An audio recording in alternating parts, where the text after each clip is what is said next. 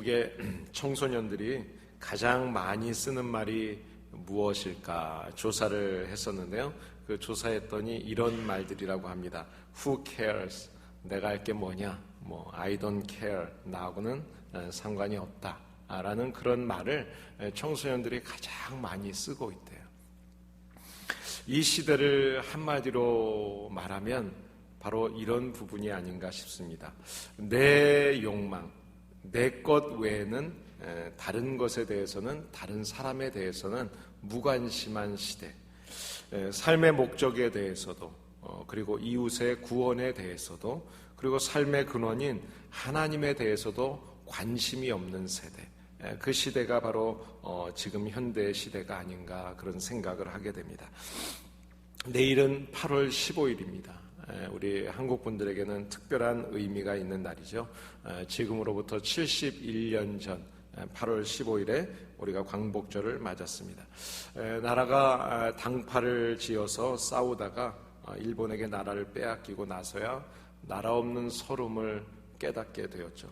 그리고 나라를 찾기 위해서 수많은 소년들이 죽어가면서 희생을 통해서 일본에게 빼앗겼던 나라와 주권을 되찾은 날입니다. 이 나라를 되찾기 위해서 목숨을 바쳤던 소년들의 관심은 다른 것이 아니라 빼앗겼던 그 나라를 되찾아서 우리의 후손들에게 우리의 나라와 주권을 돌려주는 것, 이것이 바로 그분들의 관심이었습니다.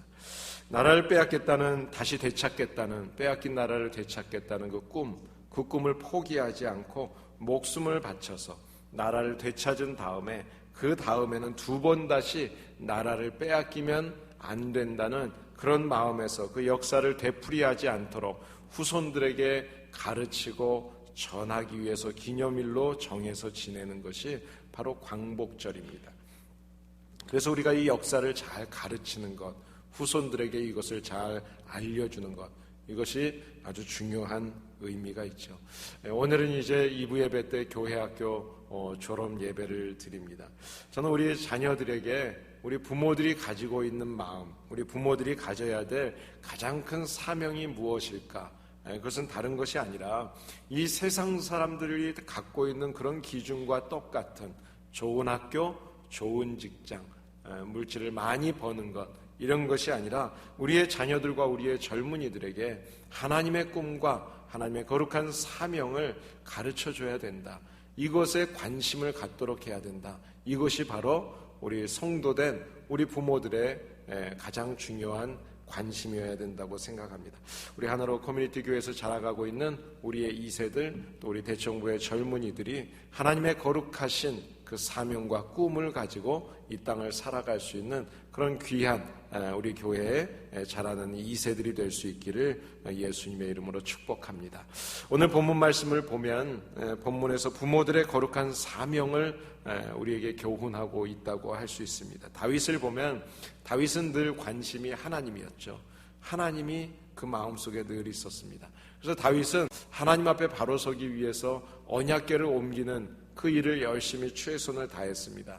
그리고 이제 그 일이 최종적으로 이루어진 다음에 이제는 성전 건축에 대한 그 꿈도 갖게 됐습니다. 그 계획을 가졌습니다. 그런데 8절을 보시게 되면 하나님은 그 성전 건축에 대해서 거절하셨다는 겁니다. 다윗은 그 말씀을 듣고 하나님의 거절, 이해할 수 없다고 생각할 수 있는 부분이지만 그러나 그것을 받아들입니다. 그리고 나는 그 성전 건축을 지을 수 없지만 그 고집을 꺾고 이제는 성전 건축의 사명을 하나님이 맡겨주시겠다고 하신 그 아들 솔로몬이 그것을 잘 감당할 수 있도록 준비하고 그 아들에게 그 의미가 무엇이고 목적이 무엇이고 어떻게 해야 되는지 그 사명을 교육하고 있는 것입니다. 여러분, 우리가 목적의식을 분명히 가지고 하는 일에 대해서 그것을 사명이라고 이야기합니다. 그래서 이 사명을 가진 사람은 땀을 흘리게 되고 용기를 갖게 되고 어떤 죽음 앞에서도 담대할 수 있게 되는 겁니다. 이것이 바로 사명을 가진 사람입니다. 그래서 사명이 분명한 사람은 때로는 어려운 일을 겪어요. 힘든 일을 겪어요. 고통의 시간이 있어요. 그러나 그 고통의 시간 때 절대로 그것 때문에 실패하지 않아요. 때로는 넘어졌다 할지라도 다시 일어나는 거예요. 그것을 딛고 일어나서 그 사명을 완수하는 것입니다. 이것이 바로 사명을 가지고 살아가는 사람입니다. 우리가 어떤 사람은 보면 참 평범한 사람이라 그러고 어떤 사람은 저 사람은 대단해, 비범한 사람이야 라고 이런 표현을 종종 할 때가 있어요. 물론 머리가 좋고 재능이 있고 백그라운드가 배경이 좋아서 그런 것들이 어떤 영향을 좀 끼칠 수는 있습니다. 그러나 그것보다 더 중요한 것은 자기가 사명을 인식하고 사는 사람, 그 사람이 비범한 사람이 되는 것입니다. 우리가 사명적인 존재가 되고 우리가 비범한 사람이 되고 축복된 인생을 살기 위해서 우리가 사명적으로 살아야 하고 이 사명을 우리가 아는 것이 참으로 중요합니다. 여러분, 오늘 다윗을 보게 되면 이 사명을 잊지 않았어요. 그 사명이 무엇이었는가 하면 자기에게 하나님이 주신 꿈이었습니다. 그래서 다윗은 이 꿈을 포기하지 않습니다. 다윗의 인생의 마지막의 소원은 무엇인가 하면 하나님의 성전을 건축하는 일이었습니다. 그러나 뜻밖에도 하나님은 거절하셨습니다. 그런데 다윗은 성전을 짓지는 못하게 되었지만 성전에 대한 꿈, 그 관심이라고 하는 것은 변하지 않았어요. 내가 가지고 있던 관심, 본문 5절을 보시게 되면 여호와를 위해서 건축할 성전은 아주 웅장해서 만국의 명성과 영광이 있어야 한다. 그래서 이 일을 지금부터 준비하겠다, 그렇게 선언을 합니다. 그리고 다윗은 자기가 죽기 전에 많은 재료들을 준비하는 거예요. 나는 지을 수 없지만 준비하는 거예요.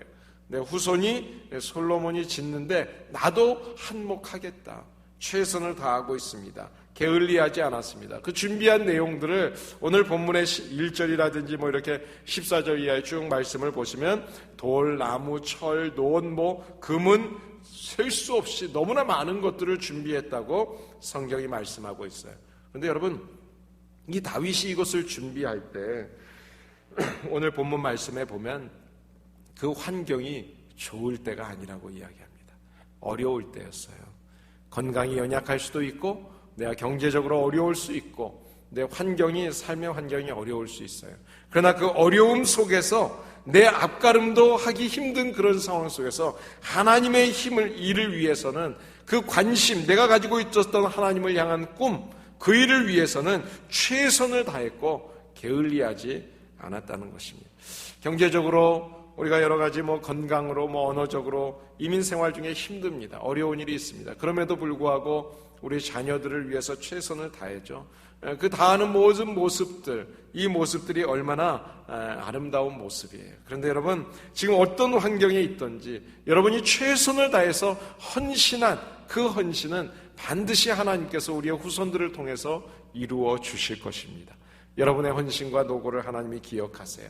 시편 126편에 보시게 되면 눈물을 흘리며 씨를 뿌리는 자는 기쁨으로 단을 거두게 한다.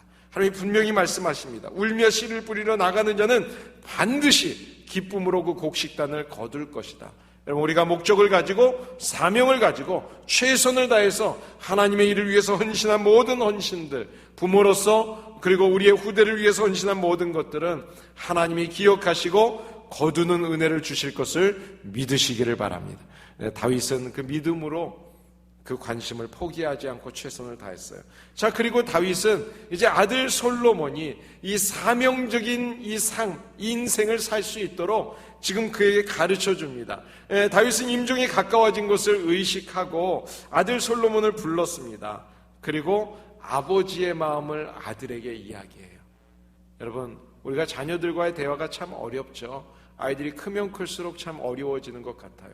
그러나 내가 가지고 있는 이 마음을 아이들과 잘 대화로 풀고 전달할 수 있어야 합니다. 그런데 어떤 이야기를 하는가 하면 먼저 다윗이 보니까 자기가 이루지 못한 아버지의 꿈을 이야기합니다. 7절에서 8절 말씀을 보면 나는 꿈을 가지고 이것을 하려고 했지만 하나님이 아니라고 하셨다. 노라는 거예요. 그런데 거절했지만 그러나 너를 통해서 이룰 그 일을 위해서 내가 함께 일하기를 원한다. 나는 꿈을 가졌다. 하나님은 거절하셨다. 여러분, 사실 내가 거절당했다. 누구로부터 거절당했다. 얼마나 불편한 이야기예요. 다윗의 인생의 마지막 소원, 이 소원에 대한 이야기를 자기가 짓고 싶었던 그 성전을 지을 수는 없지만 이 이야기를, 내가 거절당한 이야기를 아들에게 소원을 그대로 이야기하고 있는 겁니다. 어떤 의미에서는 부끄러운 이야기일 수 있어요. 내 과거의 잘못 때문에 하나님이 이렇게 막으셨어. 나는 안 된대 라고 이야기하는 거예요. 여러분, 내 마음속에 품고 있는 이야기 중에 정말 내가 숨기고 싶고 감추고 싶어서 이야기하지 못하는 게 있습니까? 여러분, 그러실 필요 없어요. 여러분의 자녀들에게 여러분의 힘들고 어려웠던 이야기를 하는 거예요. 내가 이민 생활 와서 그래, 내가 언어가 짧아. 어떤 사람은 랭귀지가 잘 되는 사람이 있어. 나는 그게 잘 안 돼. 내가 힘들었어. 그래서 내가 과거에는 이렇게 살았던 사람이지만 지금은 내가 이렇게밖에 못 살아. 참 내가 힘들다. 솔직하게 이야기하는 거예요. 그 나의 이야기를 실패와 실수에 대해서 이야기할 수 있는 것, 가슴 속에 있는 이야기를 자녀들과 나누시기를 바랍니다. 임종을 앞두고 다윗이 이야기를 하는 것처럼 우리들도 우리의 자녀들과 깊은 대화, 나의 실패까지도 이야기할 수 있는 그런 대화가 있게 되기를 예수님의 이름으로 축복합니다. 다윗은 이어서 아들을 향해서 하나님이 나에게 이야기해 주셨던 그 약속을 이야기합니다.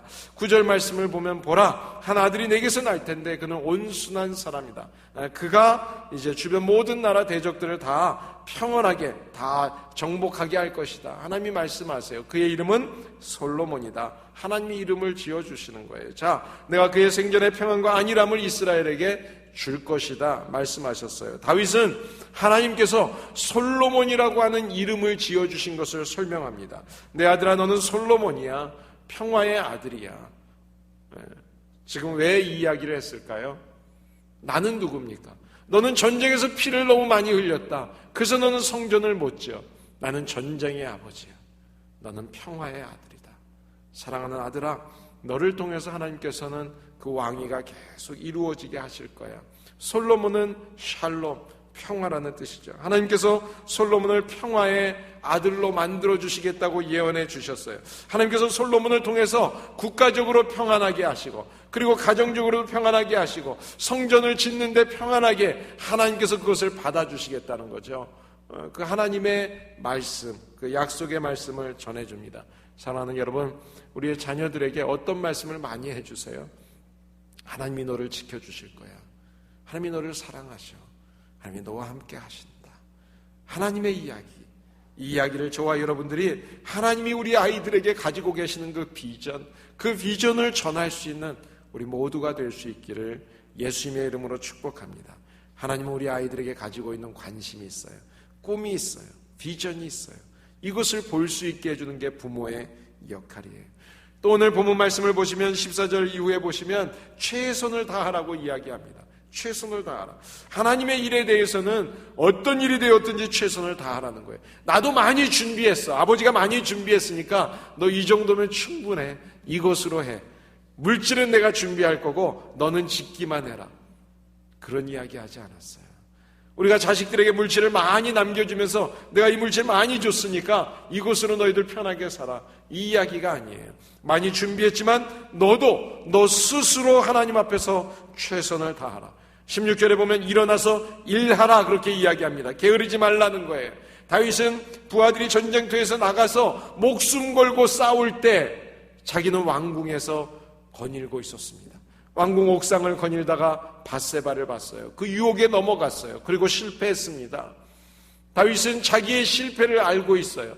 게으르면 무너지는 거예요. 게으를 때 사탄이 쫓아오는 거예요. 하나님의 말씀을 묵상하지 않고 기도하지 않고 최선을 다하지 않으면 그때 넘어지는 거예요.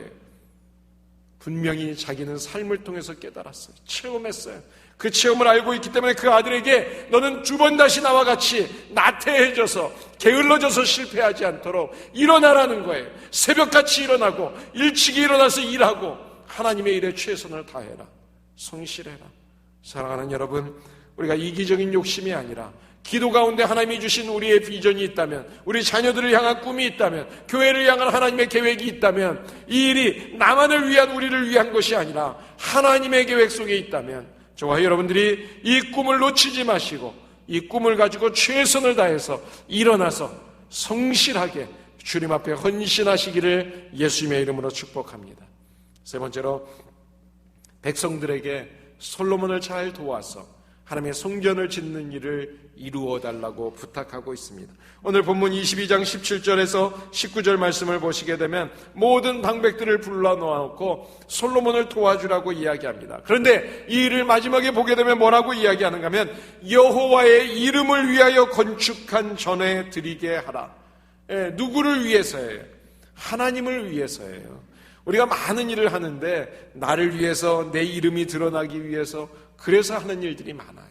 하나님의 일을 하나님의 이름을 위해서입니다.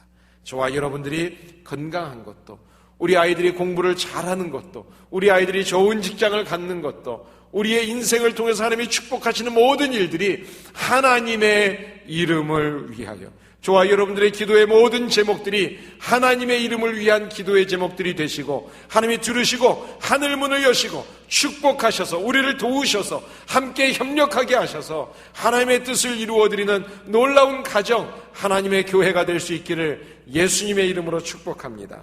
사랑하는 여러분, 다윗은 자기의 손으로 짓고 싶었던 성전, 이것이 아들을 통해서 이루어진다는 하나님의 말씀을 들었지만, 그러나 그럼에도 불구하고 자기가 가지고 있었던 꿈, 그 관심을 버리지 않았습니다. 그 관심은 오직 하나님이었습니다. 여러분, 우리의 관심이 어디에 있습니까? 우리가 이민생활 살면서 힘들죠. 매 달마다 우리가 그 달을 잘 넘겨야 되기 때문에 물질이 필요합니다. 무엇을 먹을까? 무엇을 입을까? 어떻게 할까? 늘 관심이, 우리의 관심 속에 그 부분이 있는 것 사실이에요. 그러나 중요한 것은 그것이 먼저가 아니라는 거예요. 우리의 관심이 하나님이 먼저 될 때, 한 영혼에 대한 관심을 먼저 가질 때 하나님이 그 이후의 것들을 더하여 주시는 것을 믿으시기를 바랍니다. 예수님의 관심은 무엇이었을까요? 예수님이 왜 이 땅에 오셨습니까? 누가복음 19장에 보시면 인자에 온 것은 잃어버린 자를 찾아서 구원하려 합니다 말씀합니다. 잃어버린 자를 찾기 위해서, 하나님의 자녀로 회복시켜 주시기 위해서 주님은 이 땅에 오셨어요. 하나님의 마음을 알기에 이 땅에 오셔서 십자가에서 물과 피를 흘려주셨습니다. 하나님께서 왜 이 땅에 예수 그리스도를 보내주십니까? 그것은 바로 한 영혼을 구원해서 주님 앞에 세우기 위해서예요. 거룩한 백성으로 삼으시기 위해서예요. 여러분, 성경의 전체적인 이야기를 다 보시게 되면 잃어버린 양을 찾아서 구원하는 일, 이것이 성경 전체의 이야기입니다. 이 일을 위해서 예수 그리스도가 오셨어요. 이 일을 위해서 우리를 구원하시기 위해서 주님이 오셨어요. 교회를 세우신 목적도 바로 이것 때문입니다. 그렇기 때문에 우리가 구원받았다면, 우리가 성도가 되었다면, 그리고 우리가 교회 안에서 하나님을 섬기고 있다면 이 목적, 이 사명을 잊으면 안 됩니다. 여러분, 이 목적을 위해서 교회에 모든 조직이 있는 거예요. 목사고 장로고 집사고 성도고 모든 것이 다 마찬가지입니다. 무슨 위원회가 있고 성가대가 있고 찬양대가 있고 교육부가 있고, 모든 것들은 다 이 한 영혼 구원하는 일을 위해서 하나님이 예배드리고 또 함께 하나님 앞에서 세워지게 하시기 위해서 저와 여러분들을 이곳에 세우시고 조직체로 세워주시는 것입니다. 타임지에서 20세기에 가장 위대했던 인물을 뽑는 그런 일들이 늘 있습니다. 그런데 그때마다 그 100명을 뽑을 때마다 빠지지 않고 나오는 한 사람이 있습니다. 그 사람이 누군가 하면 1955년도에 소아마비 백신을 개발했던 미국의 의학자입니다. 조너스 솔크라는 분인데, 이분이 늘 그 100명 속에 항상 들어가요. 왜 그럴까요? 그 이유가 있습니다. 그분이 백신을 개발한 후에 이것을 생체 실험을 해야 되잖아요. 근데 생체 시험을 할 때 자기와 자기 가족에게 생체 시험을 합니다. 그리고 특허를 냈습니다. 근데 이 특허를 내게 되면 엄청난 부자가 되는 거예요. 그러니까 주변에서 특허를 내라고 막 하는데 특허를 내지 않았어요. 그리고 이분이 했던 이야기가 있어요. 태양을 가지고 특허를 신청할 수 있는 사람이 있느냐? 태양을 가지고 특허를 신청할 수 있는 사람이 있느냐? 이 소아마비 백신을 발견한 것, 이것을 발명한 것은 하나님이 주신 은혜라는 거예요. 그래서 이것을 모든 사람들에게 나누어 줬습니다. 여러분, 그래서 이것은 특허가 있는 물질이 아니에요. 그래서 모든 사람들, 소아마비 때문에 죽어가고 어려운 가운데, 고통 가운데 있는 모든 사람들을 살려내는 일에 귀한 생명을 살리는 길을 열어줬어요. 생명을 살리는 길. 여러분, 20세기에 가장 영향력이 있는 사람으로 꼽히는 이유가 바로 여기에 있습니다. 생명을 살리는 일. 생명의 가치를 중요하게 여기지 않는 부자는요, 졸부라고 하는 거예요. 아무리 많은 돈을 가지고 있어도 생명 살리는 일에 게으르고 그리고 그것에 관심이 없는 사람, 졸부입니다. 여러분, 아무리 큰 권력을 갖고 있다 할지라도 한 사람의 그 생명의 가치를 존귀하게 여기지 않고 함부로 하는 사람이 있다면 그런 사람들은 참된 지도자가 될 수가 없어요. 여러분, 우리가 성도라고 한다면 성도인데도 이 한 영혼 구원하는 일에 가치를 느끼지 않고 귀하게 여기지 않는다면 아무리 교회를 오래 다녔고 교회에서 무슨 큰 직분을 가졌다고 큰 소리치고 다닌다 할지라도 진짜 성숙한 신앙인이 아닙니다. 하나님의 관심은 오직 한 가지, 한 영혼입니다. 한 사람이 주님 앞에 돌아오는 일입니다. 다윗의 가장 큰 관심은 오직 하나님의 뜻이었습니다. 하나님께 거룩한 예배를 드리는 성전 사모하는 일이었습니다. 우리나라 대한민국의 주권과 나라를 되찾기 위해서 목숨을 바쳤던 그 선열들의 관심은 다른 게 아니죠.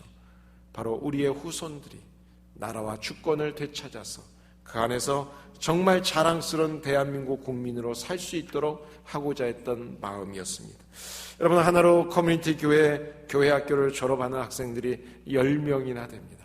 참으로 힘들고 어려운 시기를 지났지만 이 아이들이 이 교회 안에서 잘 자라줬습니다.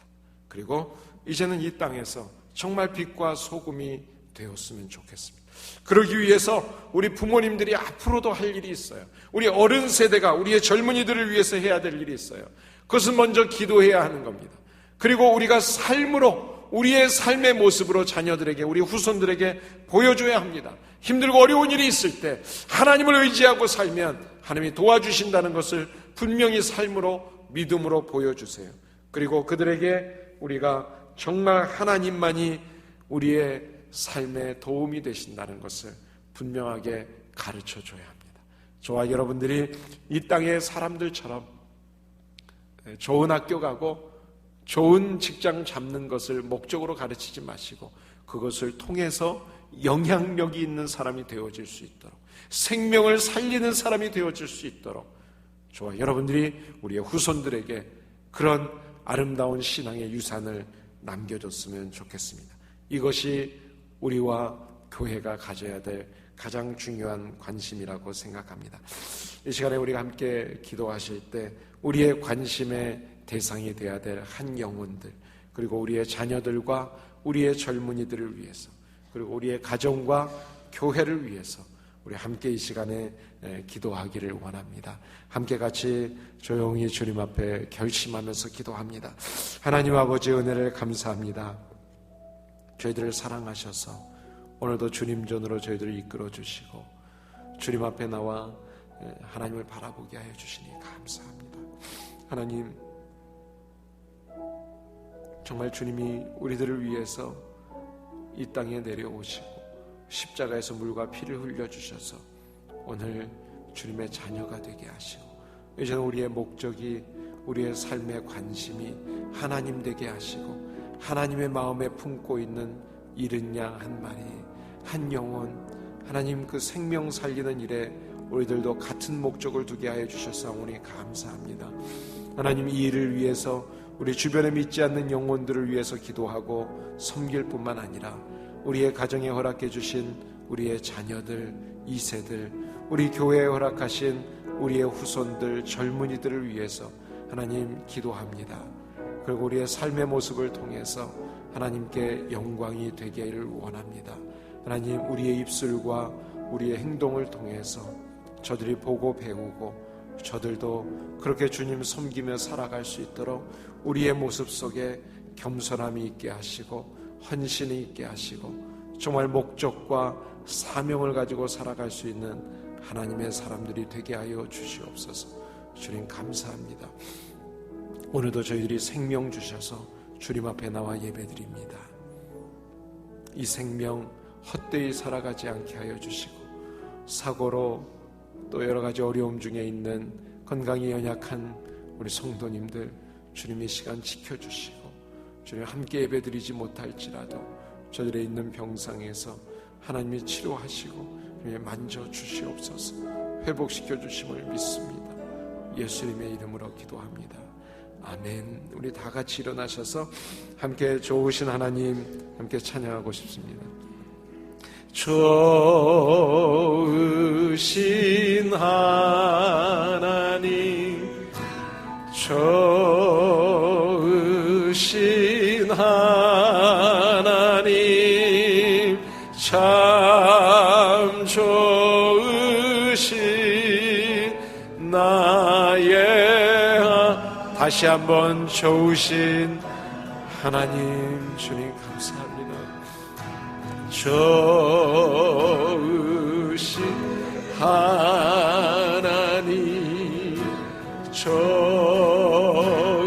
좋으신 하나님, 참 좋으신 나의 하나. 다시 한번 좋으신 하나님 찬양합니다. 두 손 높이 들고 으신 하나님,